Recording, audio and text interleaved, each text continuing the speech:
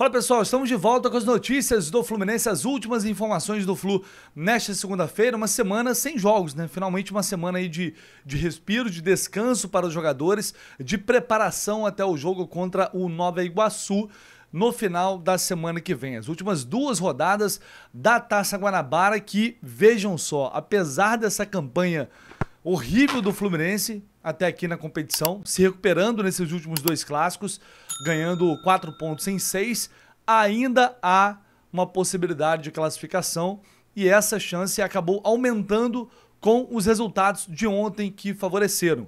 A gente vai falar rapidinho sobre isso aqui, mas também é um vídeo para informar sobre o sorteio da Copa Sul-Americana, que estava previsto para o dia 19 de março e foi antecipado pela Conmebol e agora vai acontecer dia 17 de março, tá?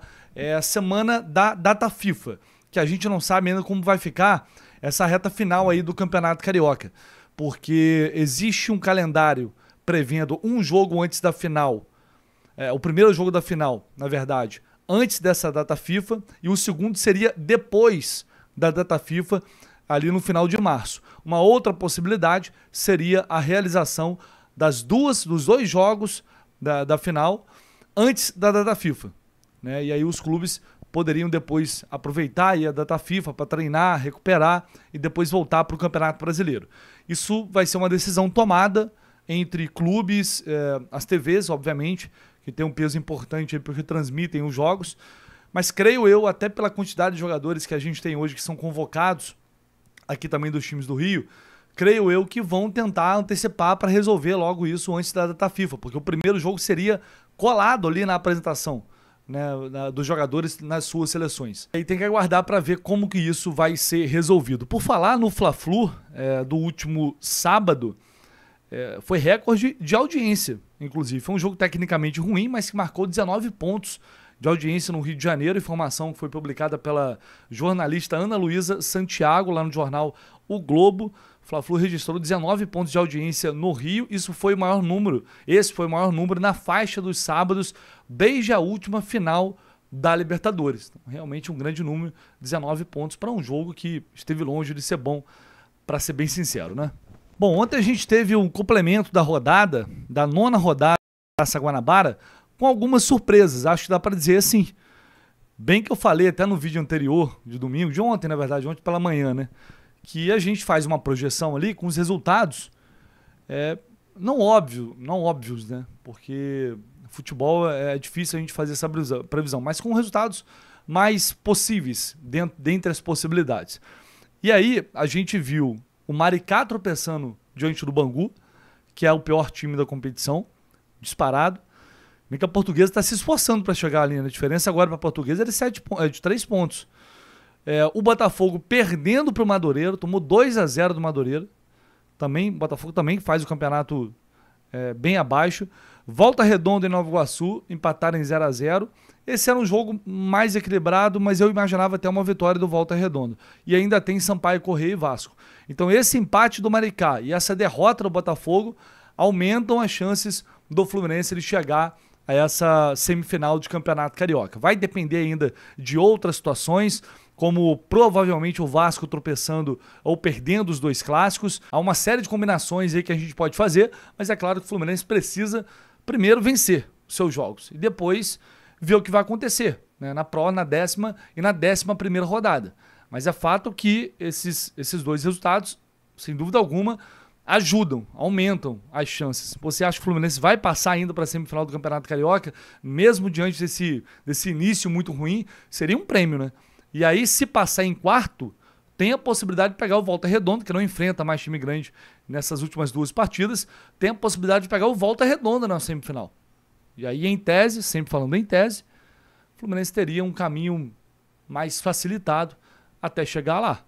Se realmente isso acontecer, pelo que foi até aqui o campeonato e o desempenho do time, seria de fato um belíssimo presente e inesperado, porque depois do empate contra o Flamengo, eu sinceramente não achava que dava mais. Vamos ver o que vai acontecer.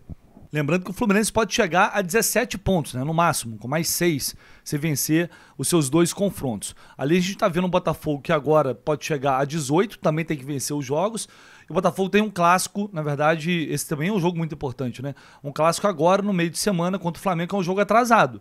Então, como o Flamengo já está, o Flamengo está com 14 pontos, o Flamengo vai classificar, o ideal seria o Flamengo avançar logo, ganhar esse jogo e manter o Botafogo dessa forma ali com 12 pontos. O Botafogo poderia chegar a 18 no máximo, perdão. Se vencer todas as suas partidas, e aí ainda tem um clássico diante do Vasco, que é uma chance de tropeço aí. Mas o Vasco também tá ali na briga, com 13 pontos. Talvez o alvo seja agora o Botafogo mesmo ser eliminado. O Fluminense passar em quarto com o Botafogo ficando fora. E aí o Vasco teria que vencer esse clássico também para tirar ponto do Botafogo. O Vasco vencendo, se o Botafogo perde para o Flamengo e o Vasco vence o Botafogo, eles poderiam, no máximo, dessa forma, chegar ali a 15 pontos. E aí seria ultrapassado pelo Fluminense. E ainda tem o Sampaio Corrêa ali com 12, o Maricá tem 12 e o Nova Iguaçu tá com 13 pontos. É o quarto colocado. O Nova Iguaçu ainda pode chegar a 19, mas eu acho improvável, tá, que isso ocorra. Acho improvável. Enfim, vai ser uma briga interessante até o final e creio que após a próxima rodada, aí a gente vai ter um cenário assim bem mais limpo do que poderá acontecer na última, que promete ser uma última rodada com bastante emoção. Bom, o Fluminense confirmou hoje a venda do atacante Cauã Elias para o Shakhtar Donetsk da Ucrânia. Como informei aqui para vocês, né, o Fluminense ficou com 10% dos direitos econômicos do atleta, vendeu o Cauã Elias por 17 milhões de euros fixos, mais 2 milhões de euros em bônus. Aqui o Fluminense agradece toda a dedicação do jogador e deseja sucesso na sequência da sua carreira. Cauã Elias chegou ao clube em 2016, quando tinha apenas 11 anos de idade. Em 2022, durante a excursão do time sub-16 pela Europa, o centroavante se destacou ao marcar 16 gols em 16 jogos. Em 23, estreou pelo time profissional contra o The Strongest da Bolívia na Libertadores. Na ocasião, se tornou o atleta mais novo a defender o Fluminense na competição continental. No ano passado, se tornou peça importante para a arrancada da equipe no Brasileiro. O moleque de Xerém soma 47 jogos, 8 gols pela equipe profissional do Fluminense. Ele já foi até anunciado também pelo Shakhtar, já anunciado oficialmente lá na Ucrânia.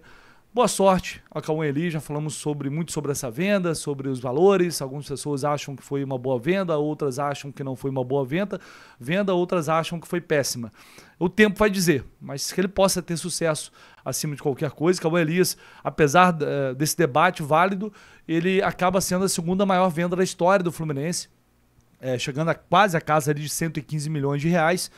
Ele ultrapassa o Gerson, que na época foi vendido por 16 milhões de euros. Na cotação da época, vamos ver quanto que dava aqui a venda do Gerson. Cerca de 60 milhões de reais. Né? Na época teve 1 milhão de euros em bônus também.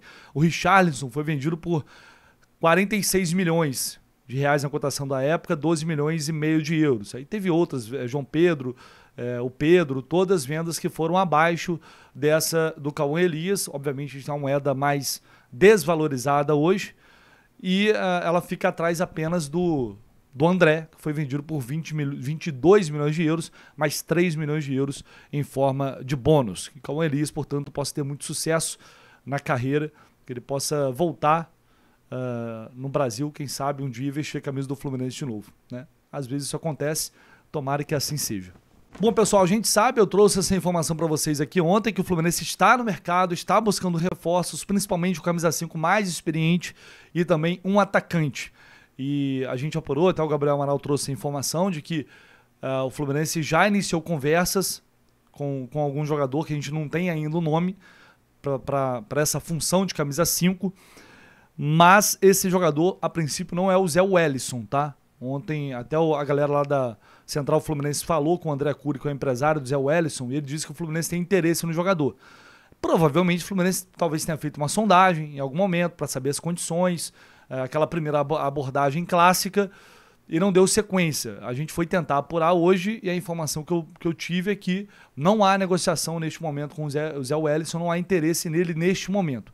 Provavelmente porque já deve ter alguma outra coisa engatilhada, ou algum outro jogador já conversando, já negociando. Resta a gente descobrir qual.